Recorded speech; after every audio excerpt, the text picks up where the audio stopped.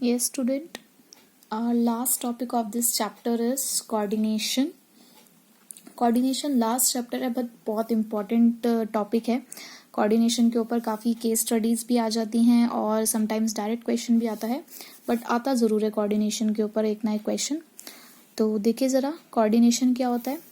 Coordination को अगर मैं देखूँ तो इट इज़ को प्लस ऑर्डिनेशन. ऑर्डर का मतलब होता है टुगेदर, एक साथ, और ऑर्डिनेशन का मतलब होता है किसी भी चीज़ को ऑर्डरली वे में परफॉर्म करना, यानी कि सिक्वेंशियल परफॉर्म करना. तो कोऑर्डिनेशन जो होता है किसी भी ऑर्गेनाइजेशन में बहुत इंपॉर्टेंट एलिमेंट है. ये कोई फंक्शन नहीं है मैनेजमेंट का, बट इसको हम अलग भी नहीं कर सकते उन फंक्शन से. कोऑर्डिनेशन को अगर हम देखें तो कोऑर्डिनेशन हर एक फंक्शंस ऑफ मैनेजमेंट में एग्जिस्ट करता है. ये कोऑर्डिनेशन को बोला गया कि ये एक बाइंडिंग फोर्स है. बाइंडिंग फोर्स मतलब कि एक ऐसी चीज़ जो हमें बांधे रखती है. अगर मैं कोऑर्डिनेशन की बात करूँ तो कोऑर्डिनेशन को एक उस धागे की तरह माना गया जो एक फूलों की माला के अंदर होती है. जैसे कि एक माला के अंदर एक धागा उन सभी फूलों को पिरोए रखता है. अगर वो धागा टूट गया तो वो फूल सारे बिखर जाएंगे, या मोती हैं वो बिखर जाएंगे. तो इसी तरीके से कोऑर्डिनेशन भी हमारे ऑर्गेनाइजेशन के अंदर उन मैनेजमेंट फंक्शंस को उस धागे में पिरो कर रखता है कि अगर ये कोऑर्डिनेशन का धागा टूट गया तो हमारे बाकी फंक्शंस जो हैं वो भी बिखर जाएंगे. तो कोऑर्डिनेशन किसी भी ऑर्गेनाइजेशन की एक्टिविटीज़ को स्मूथली परफॉर्म करने के लिए बहुत इंपॉर्टेंट होता है. कोऑर्डिनेशन को बोला गया कि इट हार्मोनाइजेस. हार्मोनाइज का मतलब होता है कि किसी लोगों को एक सेम एग्रीमेंट में लेकर आना, यानी कि सभी लोगों को एक साथ लेकर आना कि वो उसी बात पे सभी लोग एग्री कर जाएं. हार्मोनाइज यानी कि एक साथ आ जाएं. Synchronises to make something work at same time, यानी कि अगर परचेज डिपार्टमेंट काम कर रहा है तो at the same time sales department भी काम करेगा, at the same time production department भी काम करेगा, मार्केटिंग डिपार्टमेंट भी काम करेगा. सभी लोगों को एक साथ काम करना है. अब अगर आप भी अपनी स्टडी कर रहे हैं तो सिर्फ एक सब्जेक्ट पढ़कर आप अपनी स्टडी को कंप्लीट नहीं कर सकते. आपको सभी सब्जेक्ट्स को एक साथ लेकर चलना है, क्योंकि आपकी अकेडमिक सेशन के अंदर उन्हीं सब सब्जेक्ट्स को आपको क्लियर आउट करना है. तो किसी एक सब्जेक्ट को लेकर आप पास नहीं हो सकते, आपको सभी को साथ में लेकर चलना है. इसी तरीके से एक ऑर्गेनाइजेशन के अंदर अगर हमें अपने ऑब्जेक्टिव्स को कंप्लीट करना है तो हमें सभी फंक्शंस को लेकर चलना पड़ेगा. Unifies to join the separate part together. जो भी अलग अलग एफर्ट्स चल रहे हैं ऑर्गेनाइजेशन के अंदर उन सभी को एक साथ लेकर आना है. यानी कि जो भी अलग अलग एक्टिविटीज परफॉर्म की जा रही है उसको एक कॉमन डायरेक्शन देना है. ऑर्गेनाइजेशन गोल, ऑर्गेनाइजेशन ऑब्जेक्टिव, जो भी आपके एफर्ट्स अलग अलग सब्जेक्ट्स के लिए चल रहे हैं उनको डायरेक्शन तो एक ही देनी है ना, कि आपको क्लास 12th पास करनी है विद गुड मार्क्स. तो इसी तरीके से कोऑर्डिनेशन हमारे ऑर्गेनाइजेशन के अंदर उन सभी एक्टिविटीज़ को हार्मोनाइज करता है, सिंक्रोनाइज करता है, यूनिफाइज करता है उन सभी इंडिविजुअल एफर्ट्स को जो ऑर्गेनाइजेशन के अंदर चल रहे हैं, ताकि हम अपने ऑर्गेनाइजेशन ऑब्जेक्टिव्स को अचीव कर सकें. तो कोऑर्डिनेशन क्या है? एक तरीके का बाइंडिंग फोर्स है. एक ऐसा धागा है जो सभी को आपस में जोड़े रखता है, जो सभी लोगों को एक बात पे सहमत कराता है, सभी एक्टिविटीज को एक साथ परफॉर्म करने में हेल्प करता है, और जो भी अलग अलग एफर्ट्स लोगों के चल रहे हैं उन सभी को एक कॉमन डायरेक्शन देता है. राइट. उसके बाद हमारा नेचर ऑफ कोऑर्डिनेशन. कोऑर्डिनेशन यानी कि वही फीचर्स, कैरेक्टरिस्टिक्स, हम कुछ भी कह सकते हैं इसको. कोऑर्डिनेशन के नेचर के बारे में, it integrates group efforts, ensures unity of action, continuous process, pervasive functions, responsibility of all the managers and deliberate functions. इसको मैं अभी आपको डिटेल में बताऊंगी. इसके लिए मैंने एक शॉर्ट फॉर्म बनाई है PI कर्ड, जैसा मुझे ठीक लगा. P मतलब हो गया हमारा परवेसिव, I मतलब हो गया इंटीग्रेट ग्रुप एफर्ट्स, C मतलब कंटिन्यूस फंक्शन, U मतलब हो गया हमारा unity of action, R responsibility of all the managers, D deliberate function. ठीक है. तो आपको जो अपने अकॉर्डिंग शॉर्ट फॉर्म ठीक लगे आप वो बना सकते हैं. Now come to the explanation.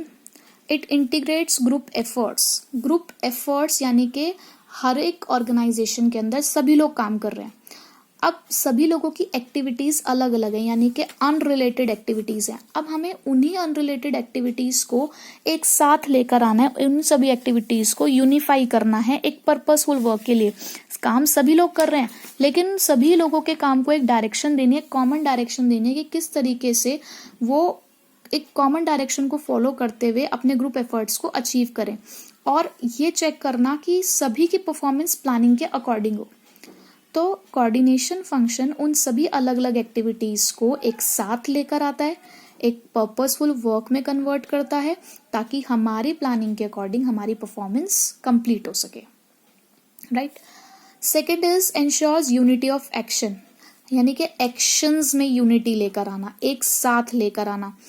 क्योंकि हमारा कोऑर्डिनेशन एक बाइंडिंग फोर्स की तरह वर्क करता है डिपार्टमेंट्स के बीच में, अलग अलग लेवल्स के बीच में, तो उससे क्या होगा कि जब सभी लोग एक साथ मिलकर काम करेंगे, जब सभी डिपार्टमेंट्स एक दूसरे के साथ मिलकर काम करेंगे, अगर फाइनेंस मैनेजर परचेज डिपार्टमेंट को टाइम से पैसे दे देगा तो वो टाइम से रॉ मटेरियल खरीद के ले आएगा, रॉ मटेरियल खरीद के लेकर आएगा तो प्रोडक्शन डिपार्टमेंट को मिलेगा, वो टाइम से अपना प्रोडक्शन स्टार्ट कर देंगे, उन्होंने टाइम से प्रोडक्शन किया तो सेल्स डिपार्टमेंट उसको इजीली बेच पाएगा। तो ये एक चेन ही होती है जो आपस में चलती रहती है। तो जब सभी डिपार्टमेंट्स एक साथ यूनिटी के साथ काम करेंगे तो हमारे ऑर्गेनाइजेशन गोल्स अपने आप ही अचीव होते चले जाएंगे। उसके बाद है कंटिन्यूस प्रोसेस। कोऑर्डिनेशन कभी खत्म नहीं होता, एक वन टाइम फंक्शन नहीं है, कंटिन्यूस प्रोसेस है। प्लानिंग से शुरू होता है, कंट्रोलिंग पे जाके खत्म होता है। प्लानिंग के अंदर हम लोगों को कोऑर्डिनेशन चाहिए होता है बिटवीन द डिपार्टमेंटल प्लान्स और ओवरऑल ऑर्गेनाइजेशनल प्लान्स। एक डिपार्टमेंट ने अपने जो टारगेट बनाया और पूरे ऑर्गेनाइजेशन ने जो टारगेट बनाया, उसमें कोऑर्डिनेशन होता है। ऑर्गेनाइजिंग में कोऑर्डिनेशन होता है अथॉरिटी और रिस्पॉन्सिबिलिटी के बीच में।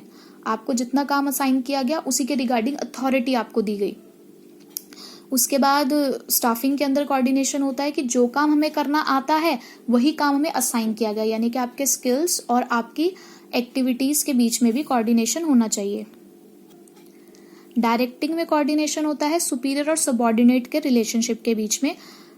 कंट्रोलिंग में कोऑर्डिनेशन होना चाहिए एक्चुअल परफॉर्मेंस और स्टैंडर्ड परफॉर्मेंस के बीच में। तो कोऑर्डिनेशन प्लानिंग और से लेकर कंट्रोलिंग तक सभी फंक्शंस में प्रेजेंट होता है और ये कंटिन्यूसली चलता रहता है। जैसे जैसे आपकी मैनेजमेंट प्रोसेस चलती रहेगी, कोऑर्डिनेशन भी चलता रहेगा। परवेसिव फंक्शन, परवेसिव का मतलब आप मैनेजमेंट के अंदर कैरेक्टरिस्टिक्स के अंदर आपको पता चल ही गया था कि applicable to everywhere, required at everywhere, जिसको हम हर जगह अप्लाई करते हैं। तो कोऑर्डिनेशन हर टाइप के ऑर्गेनाइजेशन में, हर डिपार्टमेंट में, हर लेवल में जरूरी है। बिना कोऑर्डिनेशन के हमारे ऑर्गेनाइजेशन को चलाना बहुत मुश्किल है। इसीलिए कहा गया कि कोऑर्डिनेशन को हर जगह यूज करना है, क्योंकि ये सभी डिपार्टमेंट, सभी लेवल्स को आपस में इंटीग्रेट करके चलता है।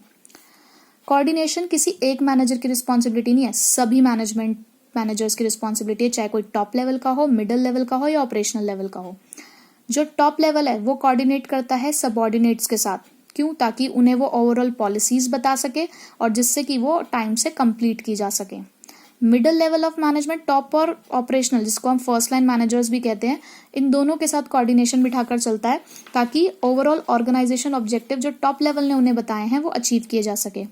ऑपरेशनल मैनेजमेंट कोऑर्डिनेट करता है वर्कर्स के साथ ताकि वो ये देख सके कि प्लान के अकॉर्डिंग हमारा वर्क कंप्लीट हो रहा है या नहीं हो रहा है।